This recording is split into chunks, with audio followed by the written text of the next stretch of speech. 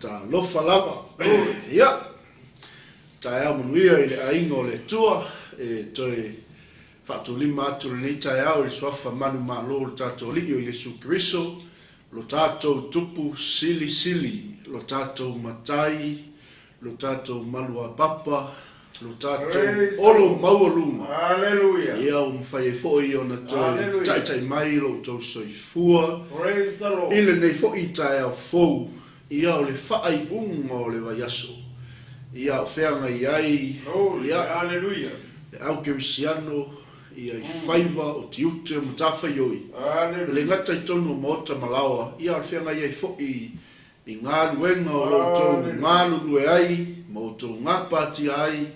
E walawa le tausingo a inga. Nuu e ka le sia. Whapea le atu nuu le nai te au mawai. Ai sili ai le malo o le tua. Aleluia. Ma maia ka le koe pese a le tinu. Salvali mo Yesu, pese mo Yesu, ta moe mo Yesu. Aleluia. O le lifestyle ngā malo le tua past. ia le awas ka ko pakile le ko ka ya ele lei lava le tua ata lofa tu tatu ga inga le tai au Glory, hallelujah. le fu mai fa manuyanga le fu mai fa nunga le lei le o toe tatu lau lua sila fai ona o le lofa muti vale o le tua malona lofa fa maoni ya te tatu uma fai un tatu toe fei loa I lungo pe au ngalu le ia wala wa tatu o nanga te fa soa e te fa mafana fana mai ia e te fa malosi au mai ia ai mesefo ia tatu ngol benga fai fa tas tatu te tau soa fa tas le atola au le ina ia maua lunga se vi inga o le tu Amen. ia wa le fa mo lava le pol kalambe malu ta au fa le nganga ina ia ele ngata fa manatu ia te oe lau malu ta au fa le nganga ia lau malu ta fa tino Amen. na ko pa le ngi me ye Ia o fa kasi ya. ia ele mo le si e mo buli le Ia. Amen. al fa kasi ya me ye wa le kamo e wa o ke ya kamo e mo yesu Hallelujah. e sa vale fo ya la sa vale mo tise se le mo le manga va Amen. mi ele O tino ai o tino le. Ia wala ia le kofe malulu. ia Malulu po mafafa. lo van pasai que malu So o se kofe malulu. Ai man tu le malulu le so. ia O le kofe mafafa. ia Awa ke ingu kofe malulu ke malini e. Ke wai ko ka fe misi.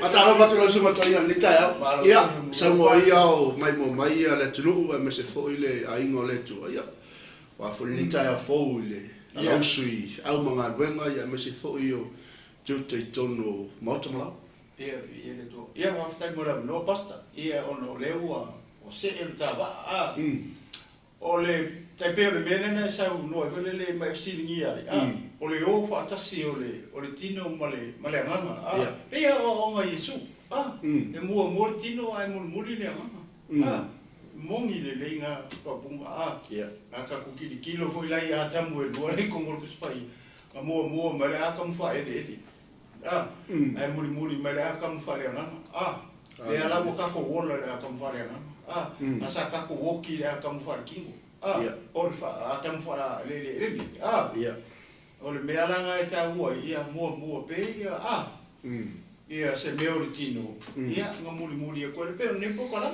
nga muli e ko le kamona e ho le kaula ia fe amanga lu nga le as ia lo to so fo ia ma o ia so ia awalangi ngalo ia mo fo ia se vai ma fa no ta ia le falong mai foi la le la mambo ma wala le la sa mia po ia ma ta fale ma ia oia ai so si diva ia ai se fa no lo fa ta o se me origino ia to sa musi o sino tamako fa la kala mo se ku le pole vai kofe manulu ia o la ko por que me o la ko le fa ko kofe o la ko le ku ko ka vale o walu le lunga ko ia a vela faka o ngalo na ia o ke ko sa ia ala sa unga rangi ka ala sa o ke sa wala ko ia ko feranga o ingo maka mai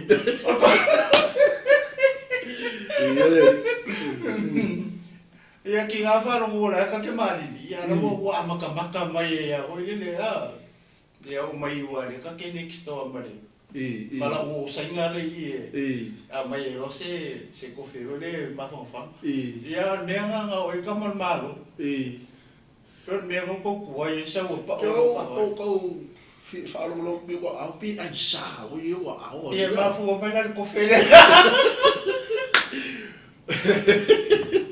ia le tu malo matalo fa tu le sumo toina ia King George ka ko anga ka ko wo mai le sumo toina ia malo le sul le tai au le sumo toina malo fol fola atalo fa tu le princess malo oi naia Oi. Sa le sfulu iopu. Oi. Pea o io malo. Ia, au foi o tama Ai no hoa. o kako uma o tama teini o malo. Ia vele.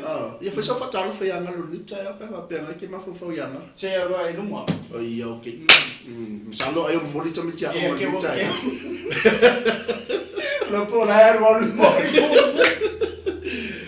O le sina ngā tato po kalame, e fesoso ani mo tato, ma wha manatu ia te tato, lo saunga le mui lungo le ala.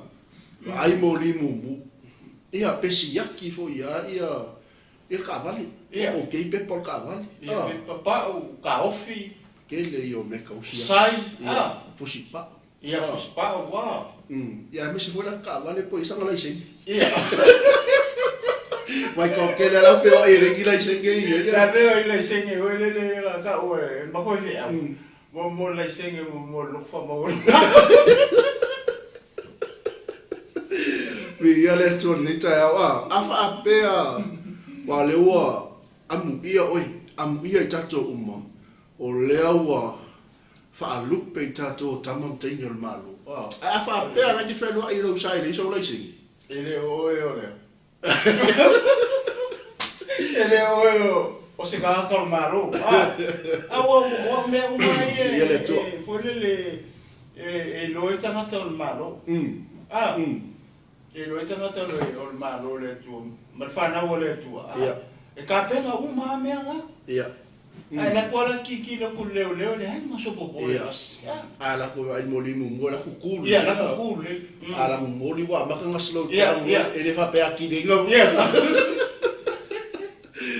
ia le ia tulanga na o le nga foi le le pokala e fa manatu to el tatu ai lo sama le mu lungo le ala amen ina ia e fa utauta ia le matala on sai le on sa file mu oli pa ia o le tu ke vai le ei pe li fuori scava le voi le alo fa ki voi io ia talo fa na ia la ngalenga pakalo fa ke ana ia o so me lo si ia nga ia sa o la fi ayo alunga lo si akil fa lo papa le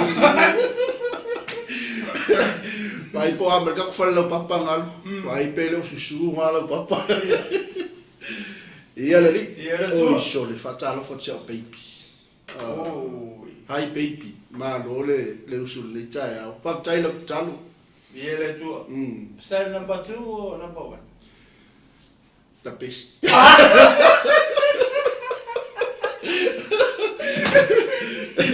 Ele se no pati. O que ya no puede bajar y me lo va a comprar un buen puta bien. O el marico wafi ye.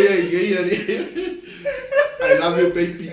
Ma vai ele ma ngai mo le. Ai le pa anga ke mo ngal le fatas. Ia tu ya faltua. Ta ke sawa ni kai ka ke la mo ngal file mo le tu. Le ska ka le ka kalo mo ka ia me se tatu ai nga. Ia le tu soli. Ko mas pa ka. Baby ia ka ko nga se lanta al grupo. Pa fa yo fa fo ma manita baby. Le sainare mo ke le stoa. Aleluia. Fatalo fatu se uso le junior. Tau fa o levi ma lo uso ngolue. Wa mele ainga. Ia tu fatu ya vise ma no falo. Kino ke riso. Aleluia. Ya fatalo fatu fo I fatu ya kalmeli. Kasi le kenyo el malo. Ele o pai kenyo le wainga. O kenyo le o me asa. Lo kenyo el malo. Viere tu. Wa makanga mai ka ke kongor malo. Ia le tu. O le mea ke lenga I fa ko ya kalmeti. O le mea le o le supakaku. Ba le fatu ele al kava. So se kenyo ke va ai el fife al mo fa tu. E o fa bas.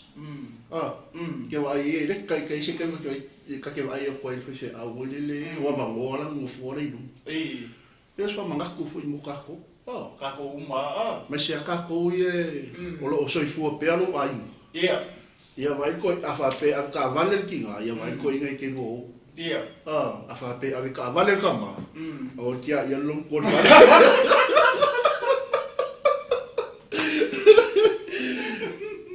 Malo fatua, malo le usu lita, matalo batu le usu ya foa, malo foi nga lue foa. Oi, ora usa ga mai mai. Ya. Matua le a wone nga lo ya foa le aso le o matu ko ina mo. Ya, ole moia ole wata outfit taimini. Amo le fakali le rom. Ya le waka wa kume ole me pa ia. Leo me makoanga. Makoanga ole e ke wa pe ho ia ngalo mara wa ai wo kipi or king vai boy po. Ia kipi ai. Ia le li fo ma ia nga ben or ni aso pa tu le. Tato au nanga la fo tala le ia me se fo io le pulenga ia ma le uso lo to nga lo na to nga venga lo fatele mo to. Ia ia le tua. Ata lo fat fo suma fa fe nga ia lo ilua. Ma Australia malo le talo malo fo le uso fi nga venga ni aso. Ia le tua. Ia la vale li ese le ma mai o le pelo mele lo kakal mo ni ka ia. O se fa manga ku foi mo ngari. Wa ke le un ngari o ke vai e o ka malulo e o nga fo fini. Ai manga ia foi ko o ka fria. Au o kia ia mami po daddy fari. Ai arwe ai o fare.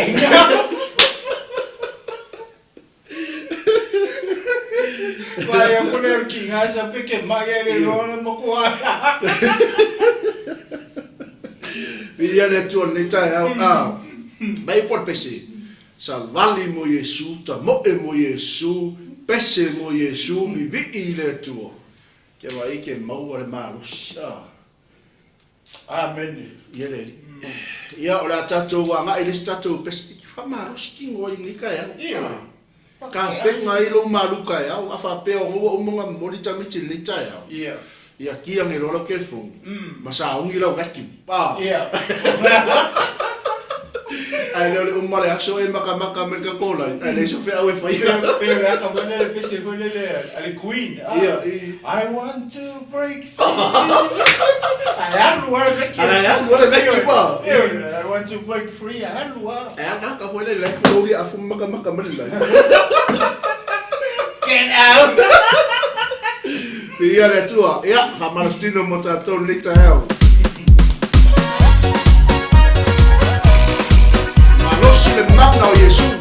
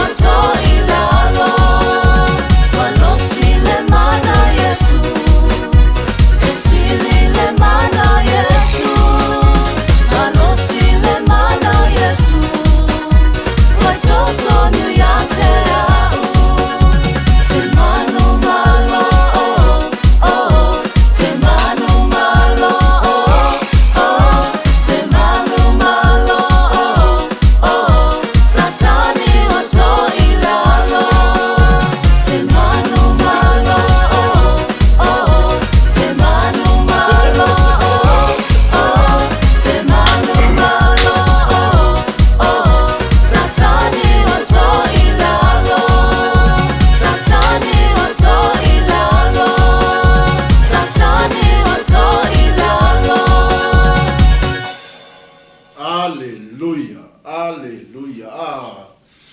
Ai la manga kim fale le sinika e au manga I ole.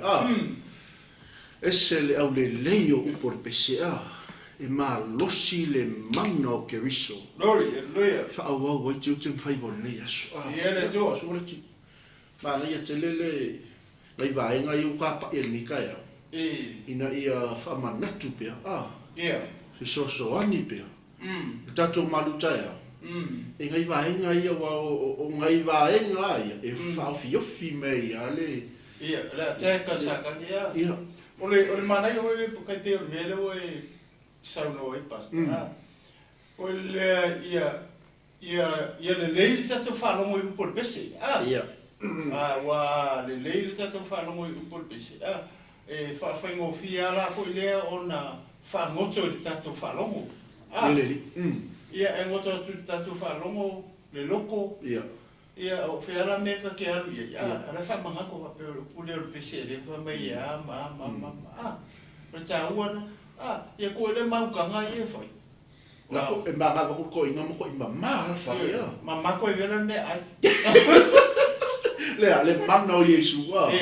Ele fa pea ngā ki apolo e wha ngā le mana o Yesu. Ia. E loa o loo ia te tātou le mana o ke wiso. I mea kako ke whaia. Amen. Whapea e mga wakuko inga la e pūro ria. E se la le manda. Pasta, o la me kanga hoi le. O ngai mai e o la u whaikau e le tala e tuspa ia. O upo tā vita. Re kamina ngara ko ia tā vita hoi le alo e ave mea e o ngausu. Ake mo Samuel ta pusufiku. Ai o story a ko o ko ka vika ia ngalo e vele lance. Se lo. Ai la ku. Ai mo ko le tu. Ia. Lai me kupu. Lai ma uso ka vika O le upula fo le pe hita I lo loko. O le upo ka vika ma ko ka vika le ska ma ko le mia. Ia. Tala bo. Ia. Ke le wa. Pe ia, pe kai la kala. Ese oes. Ia. E kai la kala ka yo ko sa. Ia foi le close E pe o le uli. Ia pe uma. Ala ngala e si me ka o se o rum ta. O tabita e skinny rum ne. Ia leli. O ta ua. O le pe o ko o. Skinny. Le o le winga ta. E ka uma e sa ko kuli ki ngo ga. Ia leli. Mere le nga si va mai se la le uma pese. Lo dia se la li so. O pula pasta foi le ma ia no fa. O pula fa pe foi le ta. Le nga fa ile ya koriaka. Ia. O le aso ngai. Ia. O te ia ka ko merka ko ngana foi le kulo. Pe mafa foi le o no fa lo tatu. O le aso ngai. O ke vai se lo. Lua. O le aso ngai. E loa e le tua. Ia e loa e le lalo langi uma. Vai e. O portus pa ia. Ia e loa e le lalo langi uma. O le tua ia se vai. Wow. Pe o le nganga pe o le ka mumori ku me le ka kan ngore pese. Marka nga. Ai do le langi. O le ile ku e ngore o lo ma lo mana nga ka le se mana fa na. Amen. Ke la le sima mai o me le wa e fa so ile tinu. E ile mana ile upo ke releasing. Amen. Ke va ye ke mu ai ke moni. Amen. Hallelujah. O la upo ke releasing e pa u mai lo fo fonga. E pe pele ia sa kan.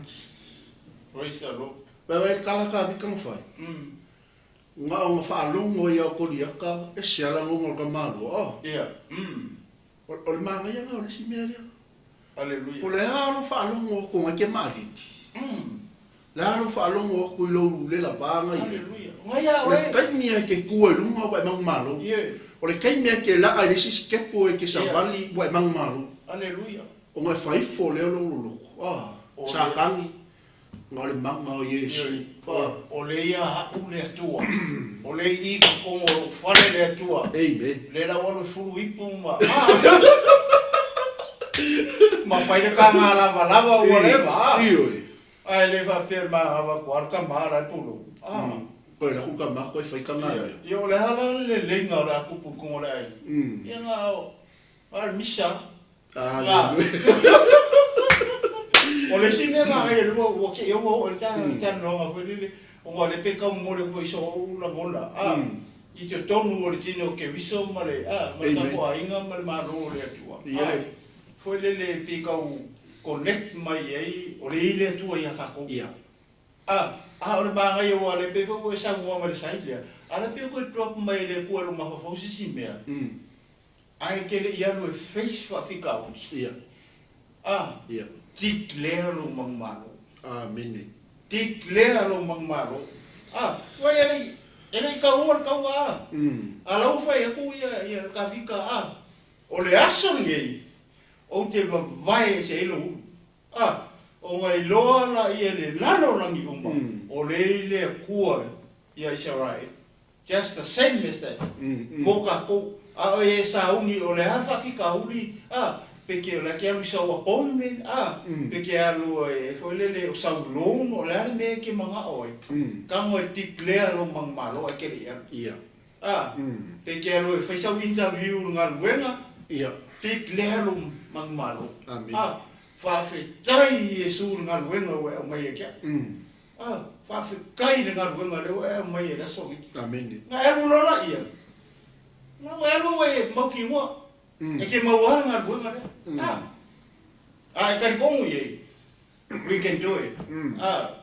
Pio pasta, pio li kula e leo, umangai au ke oka o mea lea. Ia Martino Keriso. Ia ele. Tatalo fatu suma la whenenga ia fiu. Ke amesa o pōpōi lea. Tama, au auna ia fiu. Good morning, Pastor. Ja, daar heeft me veel. Ele skinny as skimmy. Atalo vaten van toe ja tau pa ja mas so mai le tau sala pole prinsesse o malo le tua sunga I porta mai taile ja sino malo ma futa malita ja oli ja die le tua lita ja faftai ma futa mai so na fenga ja solofa Malole se fomia, se uma fenenga ia tu maunga, malole usi pasta. Pastas. Ia la maleli, hatalo fat fo I tene le li o le tu. Wow. E o boy manko I lo maskau so ni kaya. Sorry. Paftai, ona wa pia mai e autostusia fantua. Alemo o fisi le fole le usuma pasta. Onga o leo e a mafo sini foi le ona o leo te no fo pongisa foi le pe pena texa puia ka uso I ile mafo anga wala yo le o mai tana pena para botu pele ia o lo mo ia so okay langa so kai me le so la manguia me uma ia ngai ko ngia so ia ale lo kele mai lo suba o sia mai ao e leus au ke lo pola se fama ya tu ngia ko ngia saure io ko ngia farai so ese me e to pega o ese taxi wa leo o taxi kula ya o fa peo ngai ko ngia like le taxi le uso le ga ko ya fa me o lai o fia o le me le o fa dele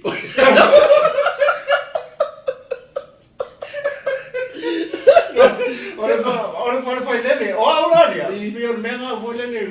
O sa e kala ko inga ma ko. Wa confuse ale. O kamalo I ko fai ku malo. Ko tong fuse. Yo ko kamalo wa isua. Ora mela nga le mo fa no ko I. Pio mela nga le o le mau kongu e foi.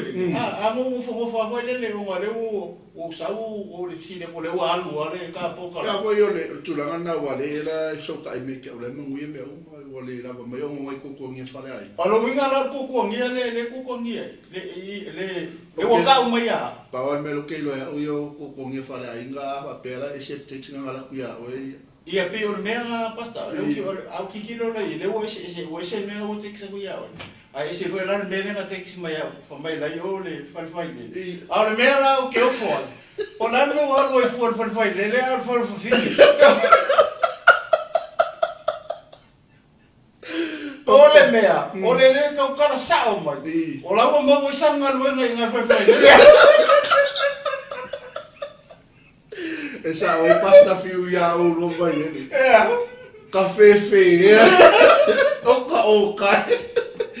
Ya me manino a fa pe o mo sanga luenga o fai le fai ro mai foi. Kau sao kuria oi. O kali o ka lo. Oi. Ai. E coso coloria.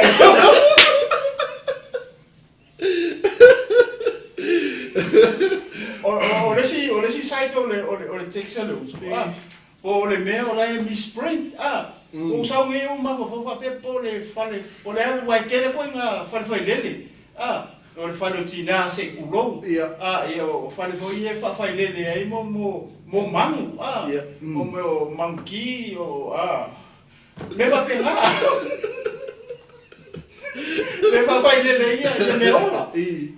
Pero manki camela me fa pegar. O fa pegar, só tem me sprinkle de, o que malo le o confuse foi le.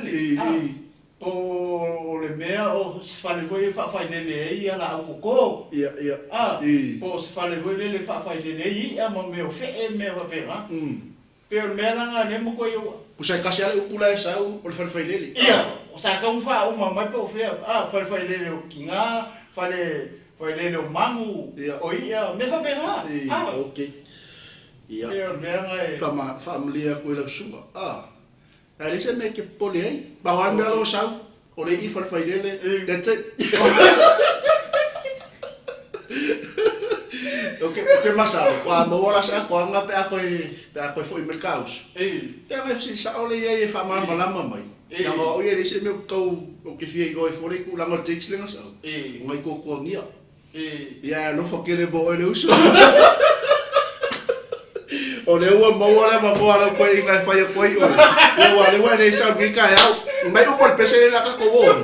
Ka ngola ye kiki fa for ki apolo. Vai que a polo ngala la ko fa la vela via kiki fa fu. Kiki fa ko ko yo.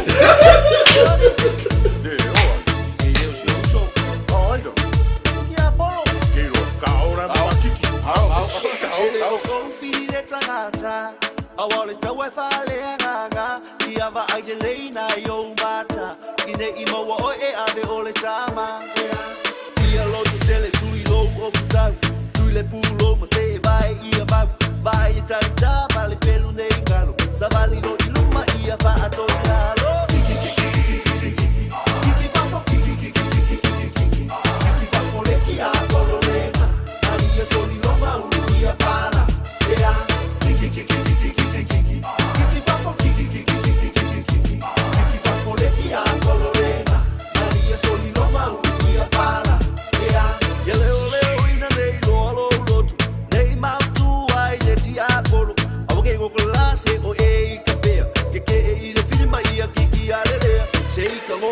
Fama olalo, sei que eu vou olhar fama olalo, sei que eu vou olhar fama olalo, sei que eu vou olhar fama olalo.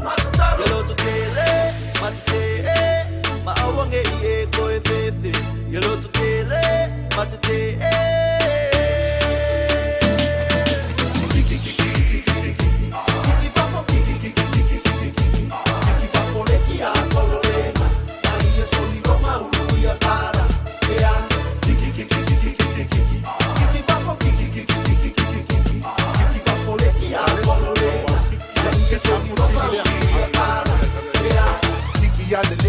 Kiki fakafea, kiki se oli ronga ngofo angalea. Okay, kiki fakusao, kiki awaka alo, kiki fabola kapise bakwa kiki lo fa. Yelo tele, matete, ma awange ie ko efefe.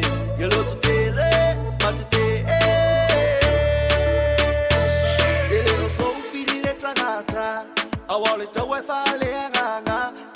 𝚟𝚑𝚙𝚢𝚑𝚝 𝚜𝚑𝚜�𝚦𝚑𝚑𝚑 𝚘𝚑𝚑𝚑𝚑 '𝚑𝚑 𝚑𝚑𝚑𝚑𝚑 Ia loto tele tui lo o futau tui le pulo ma se vai ia ba vai e talita vale pelo nei galo sa vali lo iluma ia fa atonilalo kiki papo kiki papo le ki a colorena ia soli lo ma ulo ia para ia kiki papo kiki papo le ki a colorena ia soli lo ma ulo ia para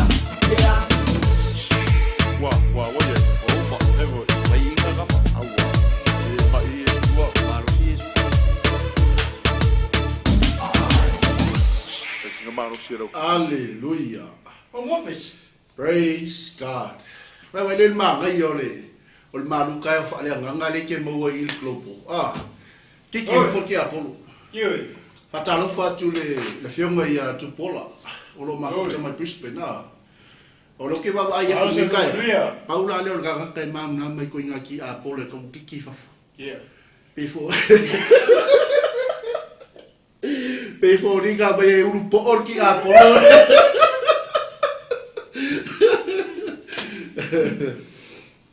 Ele ai mas se o kako vai ski apolo. Em whainga uru kaka. Iyo, em whainga uru kaka. Em whainga uru po. Em whainga uru whai rasta. Em whainga uru whai pea. Em whainga uru whai whiau. Iyo, moni whamau. Whai kua. Iyo. Iyo. Opo mo ia. Ai risi si o kako wa ia. Em whainga uru whanau wale atua pēre makala. Ia whanau le tupu. O oe mai tatou uma o ataliki ma whawhini o le atua. O le atua le pule ma le mana kike i whafo. Ia lakul ko inga uvela sa whali wha. Ia manganga ko ia polo mako o whitaha pe o roka maa lor whinge ale whinga luenga ma. Ia raua o le wholo hoi le ora. Ia anu waku la whinge. O mga e whaiaka ngā mea. Fufulu mai pu ma vacuum fale ma. Ngā mau le tāngara palava, ma keua ne. Kamaro o mo kwa professor i mea ia. Mauru i lalo moenga. Vai pe o ese ki a polo la final se koe. Ai o le kaka o lava ho sei tulo. I fa kari mere o mama la koe ka. E ka ko como ko Facebook le aso ako. Ia le tua fatala fo te fa skulu. Malo ia e mase fo iso to finele ia Cecilia tu ngala. Ia le tua. Alo le se fo ia lita ia ka ko malu ta ia fa le nganga. Ete oli le li ete ata ile tua. Hallelujah. Ai awane e missi le upu le tua. Hallelujah. O le malu ta ia fa le nganga le. E ngā ke driving au e le sisfulu i kula, sifulu lima i kula le aso. Ke vai e o le si aso, o lo o pupunga pe oli le e oi. E anu umal malo si o ke pua, umal malo si o faska. Amen. Umal malo si o le pua nga o. E oli le upu ale atua, le fafanga ilo loko. Hallelujah. E mea langa i ki e faforki apolu. Ama onga i mea i whale mama. E le koe ai upua.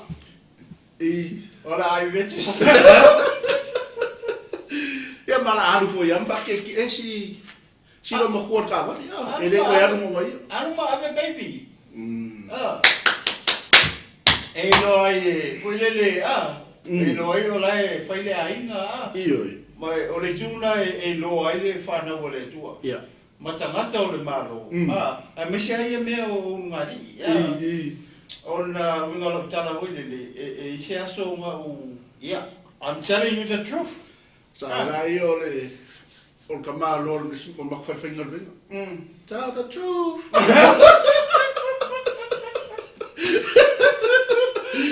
Ia, sa o yo ako o le kalmo ia. Ia. Atonu e awa. Pero waka o ye. But o le mere na happen ia wa wi mo winga. O se tangata foi le Maria ia wa ia o character ia. Ia. A mai le ko me ke makongu. Ia.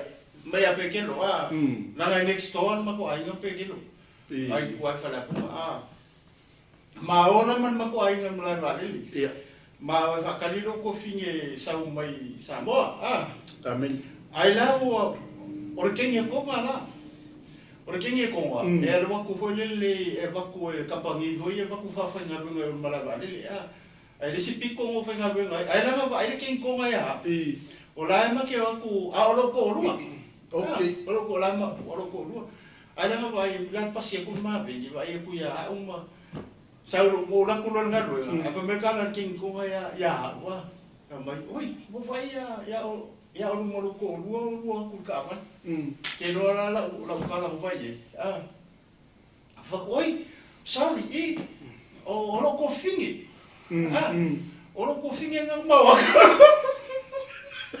you're telling the truth I'm telling the truth now yeah okay yeah uso ko lo kenye ala ko lo fai de skin ko ngale fenga lo ngai kampong ye le mo fenga le ma o vaya ya ma fo la e o ko malon ko lo ale fa mai o lon ko fingi fai lo ye kenye ko ma fa mai fa sko lo wa fai o fi pe fai to ko lo ai ka lo ye kenye ko e fai ko lo wa o ko na ko lo de si o mai kala kenye que papa ai era me falhava pega cá fica alguém com a é uma coisa é família eu não quero sabe o mau moro com fim aí ela sabe alguém com aí o louco lua lá mas que eu okay a ora com eu faz aí o ano quem com faz com ela mas foi nada pe faz só com lua cá o e faz com lua ali dinga eu lhe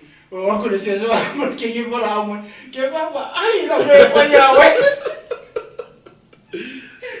era para joking ele o fala ainda sim o fala ainda lá foi o calaúra cara sandia foi ele causua mesmo bem aí era vai e o cau fica o tem com a zona e o walu é bom waka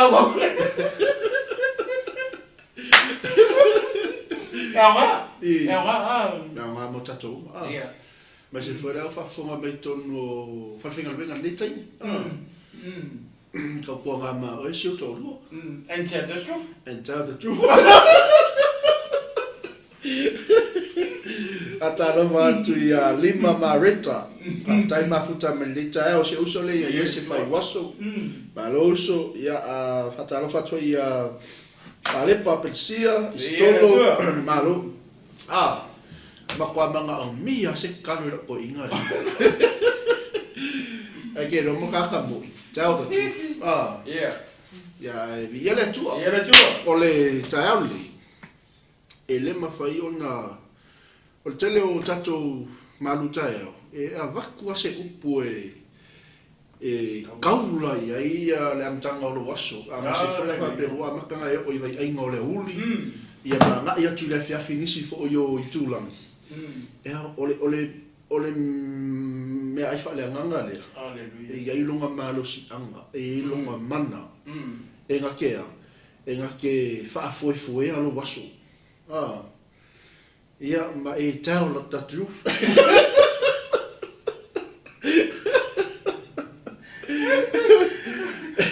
mas se acabou o tono marrone tua ioi mare anche se non martino che visto ioi fica kula o se ko inga kongolo for fengal venga tell the truth pe fica o se fa finga kongolo for fengal venga tell the truth I'm already married yeah I'm taken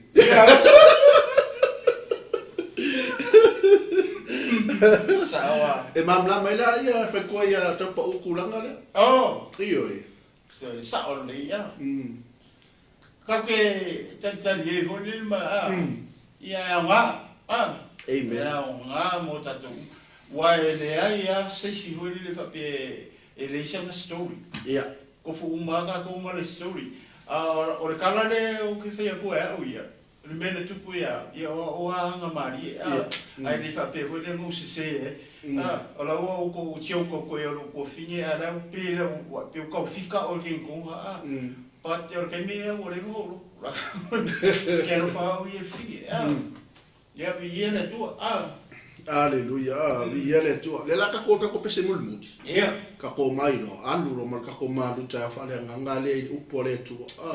Au nge mi se upo le tu. Ke la nga le sia la ua ka aki har ke fongi po la e ola TV. Alu usalo mo ka pengal fadi. Oma. Fa pe ho nga ke maka me lo fulfenga lo. Au ke nga o ye ke me fa.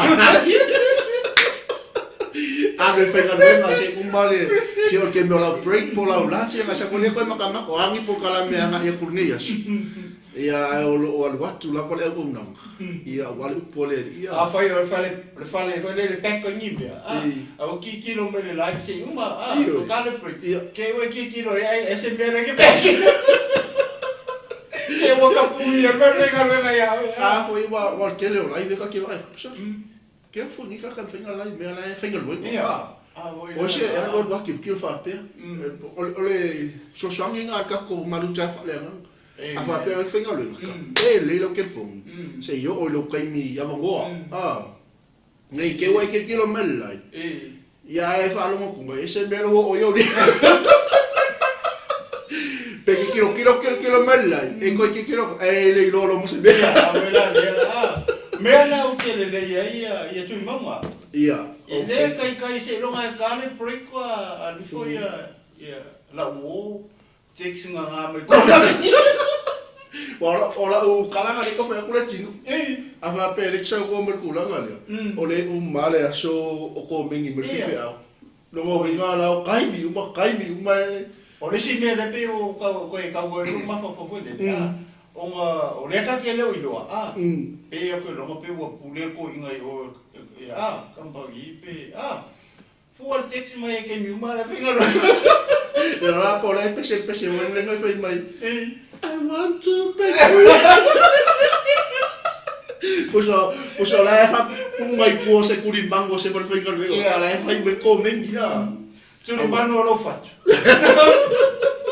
au al fa ka ko me fa maoni ngal wenga fa maoni taimi ale al palang ni lo ai ki ngalu ai ke mangui ai vi ele tu ka ko ke mo wele ka ko ke mo wele file mu e ke fa lo kwa ke le o ko lo me la fa fa pe nga foi lu o le ala ai lu lo sa au lo ke fu se o le me nga ke nga ai ia o fa kwa o si me foi le o sa ko me ni po sa joke io che fa so mai lungo ko kala io vai a fa ingo i kako ono le matal viene tu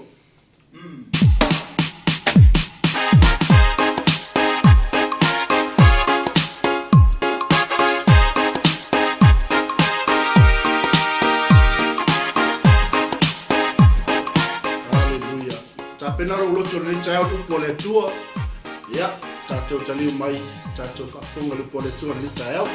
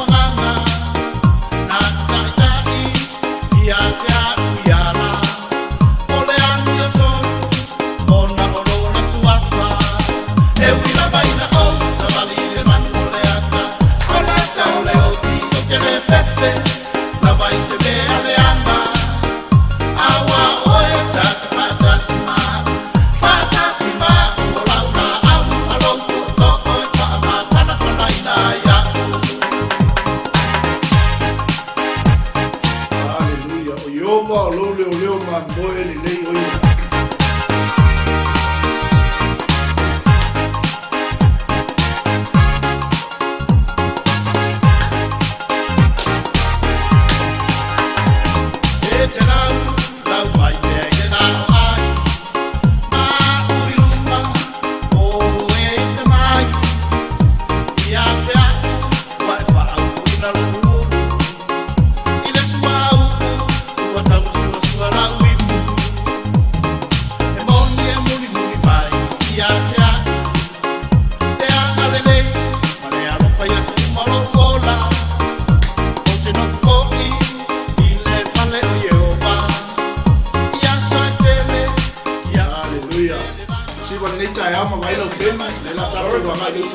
oleata, olata ole oti, oke le fefe, na vai se mea leanga.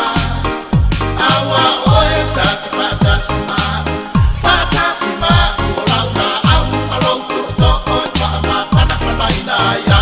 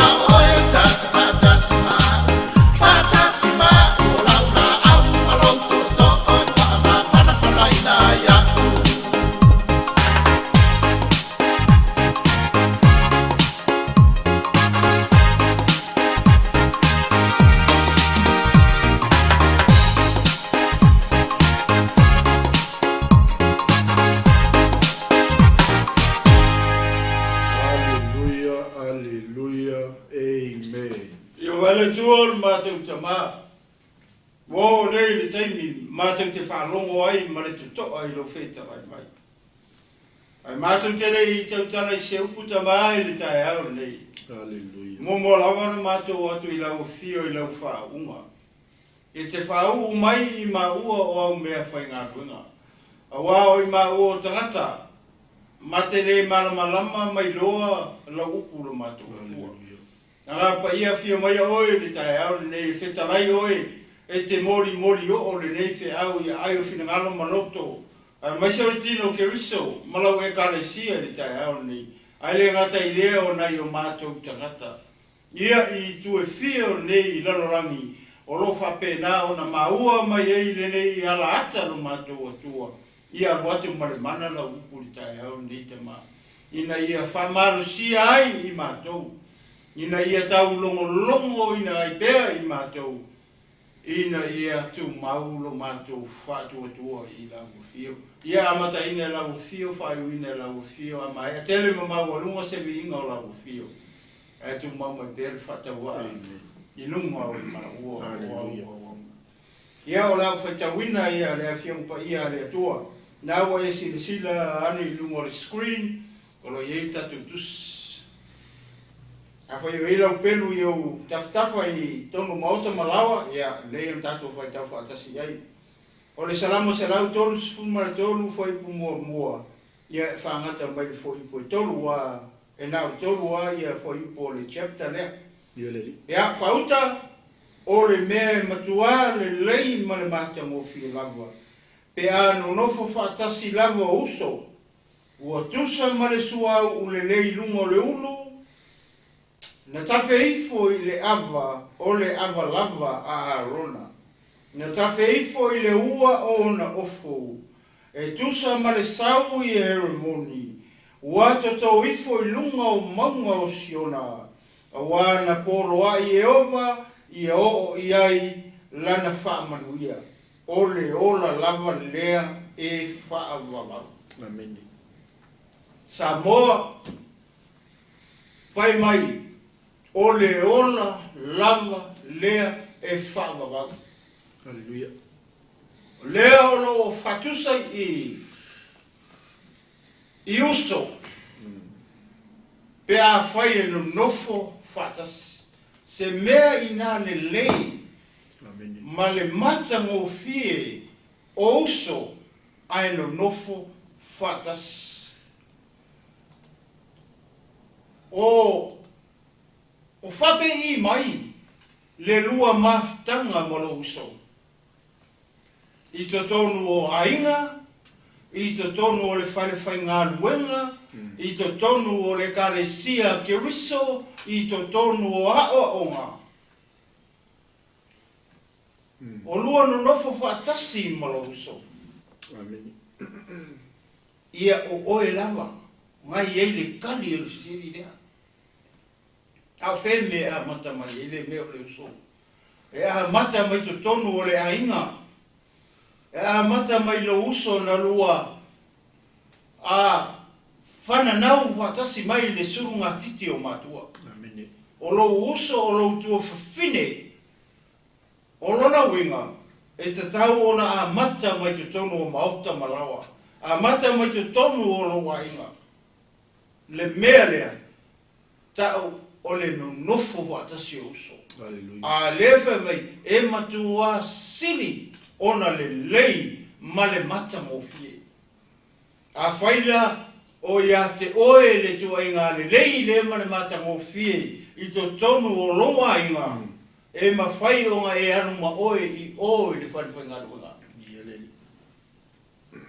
e ma whai o na e anu ma oe i to tonu o le karesia ke riso e whaasu sulu o tu iei lele nei ma le mata mo fie o oe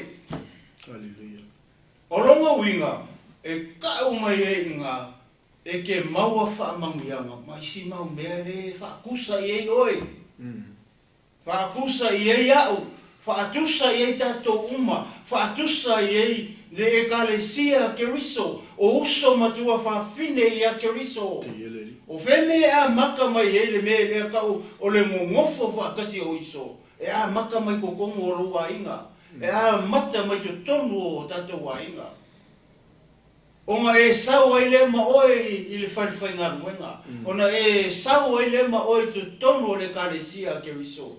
E whaai loa atu i tangata. Lele lei ma le mata ngō fie o le merea. Alleluia. Ai a whai e se le mere te a mataina i le merea. E ma whai onga e sau e fia le lei i. I le ngā ruenga. Ma e fia mata ngō fie ai.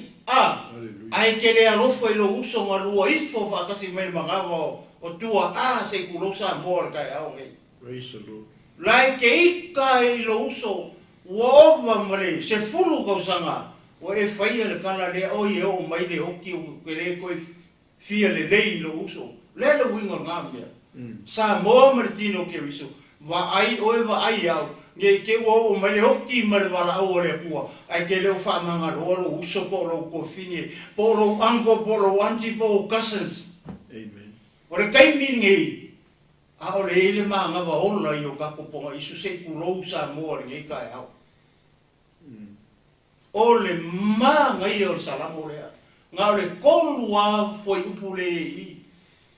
Hele mawhai o ngau whaasoa o makua i. I ngei mau mea e i. Le manguia. Ma le mea o le whakusa i ei oi. Whakusa i le sau. Mai aku maunga maura lunga. Se i o ifo i aku maunga maura lalo. Lere winga o le mea. O manguia e mai le langi. Whea mea oi. E o le mea reke ngofo ai. E o mai lo whale. E ke anu ma oi o le whawhenga ruenga. E ki sau ma oi kongo le karesia ke riso. Manguia ia. Amen. O le au ngā rea mo kako uma. Se i o makoa i o kako whalongo. Se i o makoa i o kako maua. Se upu ma se whama losi mo kako ngi kai au. A wāringe i aso mare wike.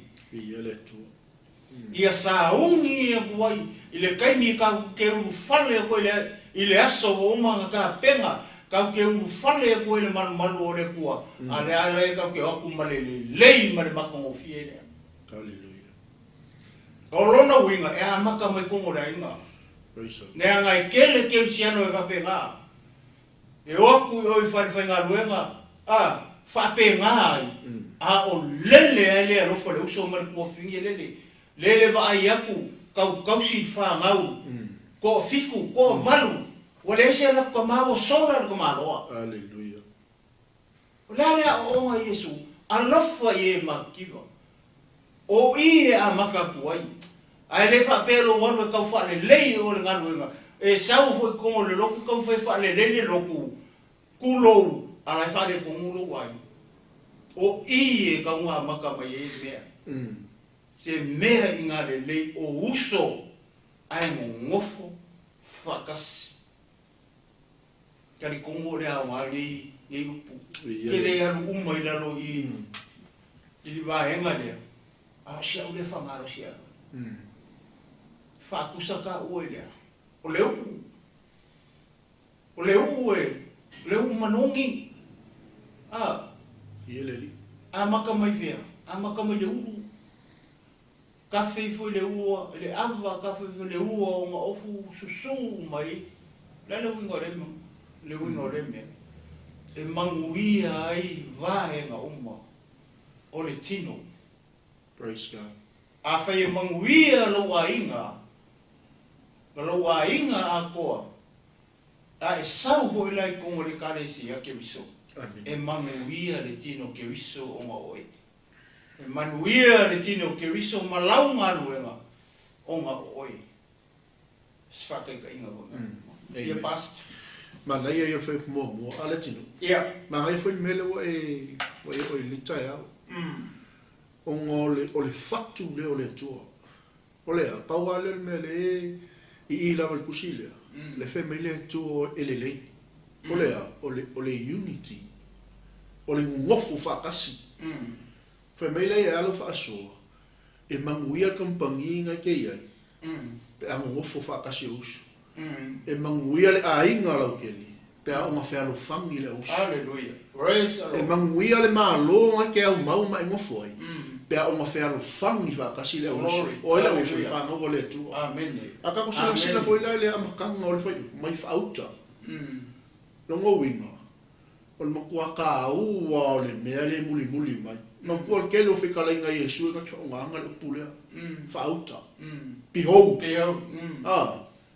o le wima o le makua ka u o le mele muli mai fa me la ya o ka vika i se mea le lei o uso ai ngofo fa kas e ele o le aka o le unity ia le tu o le aka o le fe alo fami o le aka o le famangalo fai mea fa kasi fe mulu wai ese le manga praise the Lord se mea i ngā le lei o le nonofo fa atasi lava o uso maka ngofi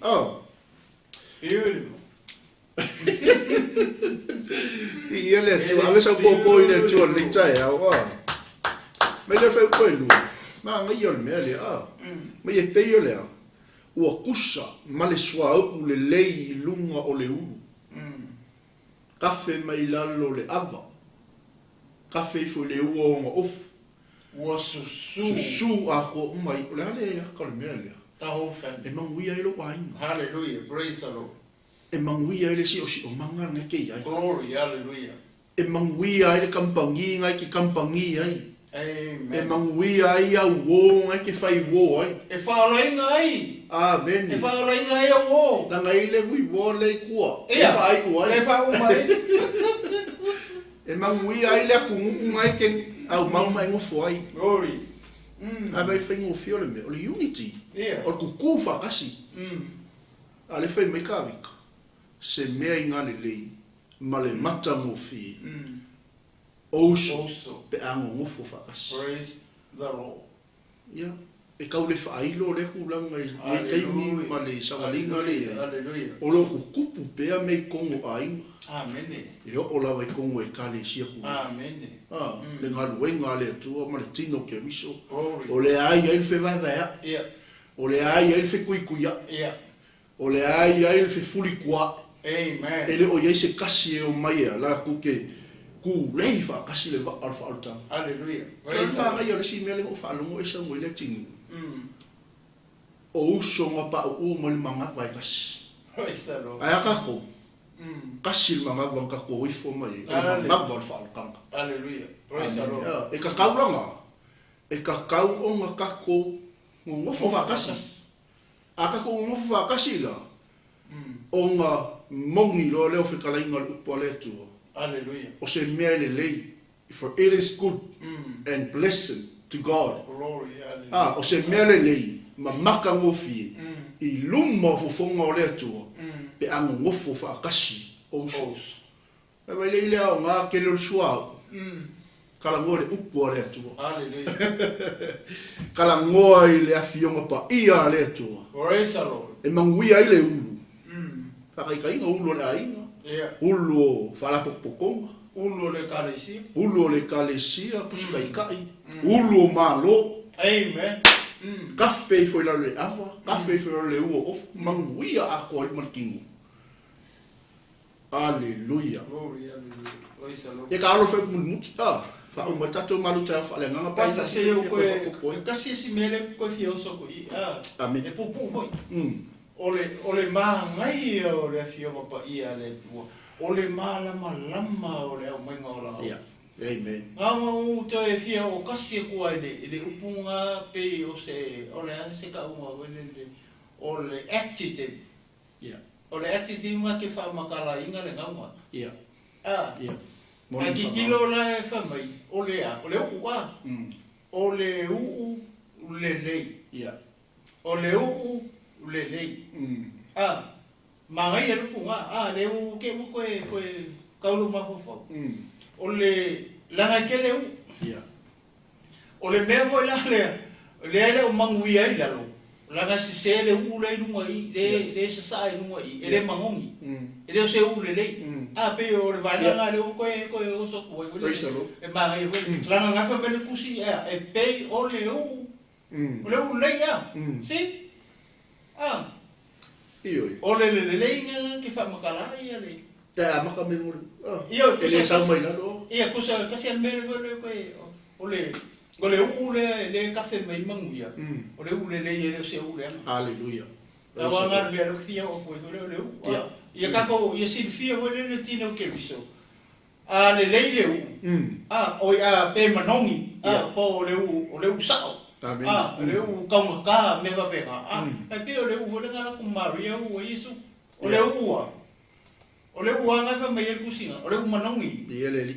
Le uu le lei le kau kalai. O loko just the same. O le uu le lei o le uu manongi. Le o se uu le anga. A wa fa ile sa le uu le anga i lunga. Lo winga le mere ka fe mai. Le o se manguia. Apas te o menga le po fia o koe. Ma kol kala le Yesu le ngafai fingelinga sa male mano. Ke mau ai le luka e fitu ala fai po e fasu male ono fai mele fitala inga Yesu. E ke le ifa au umai lo ulu i le suau fua. Peitai ua efa au i o uwae i le suau manongi. O le vai nga mo mo fai punga pas. O le o ngai kau kala Yesu e a ko ia ori ia. Wala minga lai fai. Wale panga sa so. Wala fai ingi u le fai i bala ori ia. Ia mare si mea. O le fa me ele i ua si o la ori ia. Ia. Ia Yesu se u fua ho le. O le panga sa so ia Yesu il fale ia. Ele i fa au ua si o la ori ia. Ska fa kai. Ia ao Yesu. I se famu. Ia. Amen. Le wa pe wa o ke i le ori fo le lua por fingi. Ala kunga ia fingi male u. Sa number 1. O le manongi. Kusala male u le kau kala i. O le u le lei. O le u lei na ngānu Maria e o Yesu. O le ma alua ku Yesu sau, alua ku Yesu sau. E le ai ama se mea le ori na ngawhai e. Amen. O kusanga kau kala mo mua i Yesu le ori. Ia. Ko kau kala role e le u le ngana ku marifiki pastor. Praise the Lord. Hallelujah. Ia le tu ni tai la ka me i fe mul ta. Yeah. E tu sa male sau here moni o to i foi lungo mongo siona. A wana polo ai ova i o ia lana fa manuia. O le ola la valea e fa vau. Ia la sumale tin. Ia ma e kele ole fa kusa po i le uso. Ia. Ma ai o le sau i le ka le mele e sau mai lunga le ulu. Le fa kusa ia rona Ka pelan mele e sau ai. E kafe mai aku maunga maululunga. E o iaku maunga mawala lalo. Amen. Le ala fe mele fe upo e ko. E kusa male sau i here moni. Ua toto ifo i lunga maunga o siona. Awana polo a ia o ai lana whaamanuia. Lua maunga i kafe mai moni. E oifea. Siona. Ia. Koe mawalunga i le maunga mawalunga i maunga hermoni o sionga i nalo. Ia. A kikilo la i. Hallelujah. Ala fa mai ole a kikilo le tala. Ole ako fakusa. Ka ko au mai ala le taimine o tato i. O feme kafe me manguia. Amen. Hallelujah. E kafe mai lunga. Praise the Lord. Ka ko wa vai foi la faritino. Ko sa ole kama. Yeah. Pe se tamanga lue. Me va pena e usu kai au. Ole usu kinga. O ia ole provider. Ne o manguia mala i le ulu. E kafe mai lai lalo. Le sa wasu su ai markinga fa solo ku ya inga male inga lau kele loi. Manguia. Hallelujah. Manguia kama, manguia kinga, manguia fa ngau, fai mai fa la vela ve o inga. Alu kafe ku ia ia. Ka yo, o sola. Ai me le sa mo. E le uso kama. Nangol kama provider inga. Ia. Al kinga. Ole helpa. Male helpa. Ole helpa.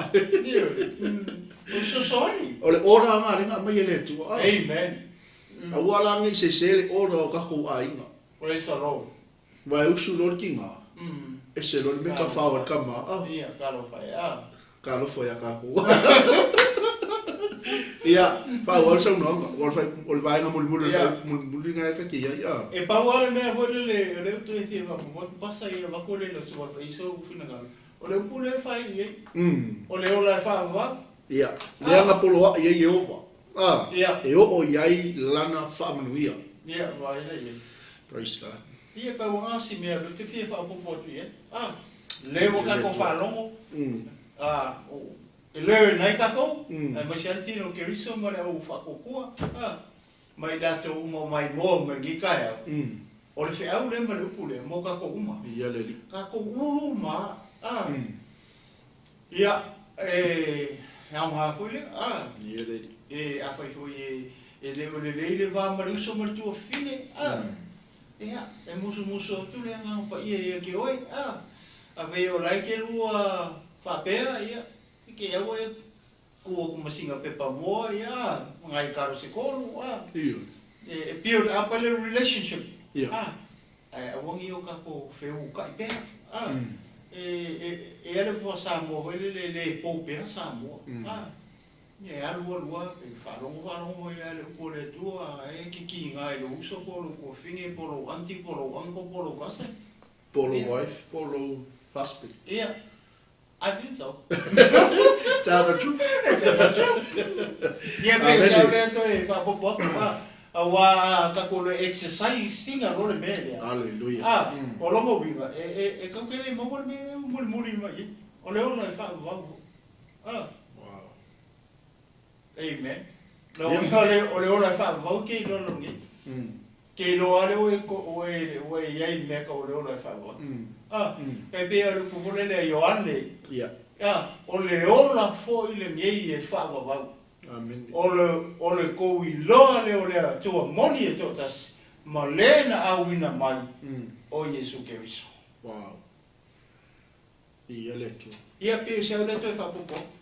A vai ke le loa me o ka ole ona fa po. Ia. O Yesu le awina mai. Ia le tu. Na lo fa so. O sa lo. After tu tatu ainga. Fa so ni ta el so mai to inga ia George. Ia. E ma se fu tatu ainga malava ni se la to ia lo fa longo. Ia fa tai lo ma fu mai fa tai fa no ia lo to. O tatu maluta fa le ngana nei aso. Ta walunga e foi fe au manga luenga neva yaso. Au ni ngalo ia te o le tatu ia ile amatanga o le si masinga fou o le tatu fo launga mal tatu savalinga o le tatu sanga lua fe lua sumato. Ia ri. E ma me fa mga kumuka ko ni tai. Ia vea I tatou oni fa nau tatou te no nofo fa tas ka ko maua le whewhang, ka ko maua le whengalinga lea. Hallelujah. Ia ia ka ko I loa le atua moni, ma le na awina mai. Ia le li au sa popo le atua li tai au, tatou malu tai au wha le nganga na, ia e ta oso ai ma ta penga I fo ia tatou long weekend. O ka ka ko koe whiroa I le aso mfua le aso fo. Pe a au lia I le leio le atua, malona lofa, e tai atu ai lo tau soifua, I la fo I mai aso, e mo le atu le nganga whaatai tele, ia I le nei fo I mai aso I tatou au nanga al malu tai au wha le nganga. Ia wale useu I tatou uma, ia I fe au malawa singa o asta I tasi. Ia atu natu tamani, I tai au san saunanga. Ia mawhai wina le tatou malu tai au se tatalo. Ia bi ele tua. No, to e fia whapopo tu lawa hoi I pasta. Amen. E mole to ele anga whaftai tele hoi ele ia woma pa anga le Global Kingdom TV. Na to hoi o fia pea e tuni mata ia pea ia nei hoi whasoa ma nea la leo. Ia e leo sea la leo e whapea e foi leo no waisisi tu le ai o le tau longo I ne pea leo le upole tu I nei tu pelo tanto fatu tua mo le to le na fatai foi le o fai ngar no pai le tua mo la tu fale tua o la tu lango ina pea ia tanto por ka me le aso ia ma le aso ia mai se o le lau tele ia wo ma pa nga Global Kingdom TV ia il to lango ma to fe autustusia foi ia e lango ina ia por kalame ia o le pasoa ia faila mamali loto maua lalo tātou te toto ia o le foi se tala foi e fai atu ia poto atau tai ia sena na tu yama whamangalo mai hoi ma o pasa pea fai ua pa o papa hoi se matala I se istain ia ai e le mo fai atu ia o tau uma fo ia o le tau te lafo mai o tō wheau hole tu susia. Ia matele tinga hai, ma ua masangi mo sua. Ia malaptala le vai. O te whamangalo, ia o tō uma. Au le whamangalo lo ia o tō mako mea ngai whai mea ke. Ia le Yo ko lo le e pepero lo mele ia ke fama ngalo ke ko ia fama uia le tu le nei weekend ia le ia to ta penpenanga fo le weekend ta pena mo le sa ia vai fan leia ainga matamaiti mo to walo if you drink don't drive. If you drive, don't drink. Nas whamangatu. O ala e ara kemisiano o la ale loko ala drink. Ia, mori atu le ngā whaftai tele. Tātou tālusia le vai aso. Au lia le lofa ko reanga leo le tu. Ia, toi maua fo sisi tātou whelo inga whapene. Ia, tātou te mafuta. Ia, e vi ia ile tua. Tātou te le mafuta. Ona o mate whawhiwhia atu ia o tau le ai, le o le nganga na o lei polkalame ma lei ala leo. Ia leo o whai ala mea tau te mani lia i ako whai mai, ako whaosoa ma ako maukesi. Ia kari ia ako wala au. Inga I whaamari e ma fwoi o tau. Ai o le ata sa o rawa ia peo na o whai atu. Le ai, o le lei polkalame ina ia tele mamau o lunga sewi inga o le tua. Kako mai kako whawhiwhia le tua. Ia ai ulo, ma ke leo mai hui le whawhiwhis takata. Ina ia ma whao le vi inga o le tua. Ia pe o se au lea toi tala I fui nei te ulao le aso. Ia ai alofa te lea pa anga ma. Ia mai se au le o ngalo, I love you, I forgive you. Ia friends. Ia, toi nai tu lau sunga pas. Ia, whata lofa tui niso I la tau whata aulu whale me lita e au, I tatou maluta e whale anga. Ia leo mai ata pena le maluta e au mo tatou umalava e fo'i ai pea le inga i le atua fatalofa atu ia lise ma lona lua le nei aso ma lofa le usu ia la fe mai lise ia o fa le siva availeli le si su e mo po fe ko ngone lise ia se uma ma o so tonu a polar sa o peore misprint ia text nga mai ia po le fale fa le po le pio menga le ka o sa poia po fale po le la au po fale mango po ve ia mistypa ia po mistypa o e so mo fa skaus or misprinter tata trufu ia le tu le ta au mo le atu le nga fafta i tele fa mo le tu i faiva mtiu tu le aso au ni ngalo ia o le tu la suma lua ia tatou po kalame ro ta pena ina suma fa finga inga ia fiu ia no so i foi le tatou la ai muli muli o le neva ia so ne msia o le kale sia muli le la o ia il fa so mo tatou fe au le taimi nei ia ai mesi fo le tatou taulanga fiafi ma tatou po kalame tau lunga ai le tatou Australia ia o Israelu no filfilia ia ma le tatou ai mai no male ala o ta pena ina te mai a fiu lo fa tele mo to ma se foi se uso ia lilo la le sofa mal faltua mal ai ngali lo fa tele mo to manisio o lilo tu la volva ai le ta o le au ko ma mia va ia la sila mai le tu le ta au ia manu ia tele fa la singa le aso may the Lord bless you all.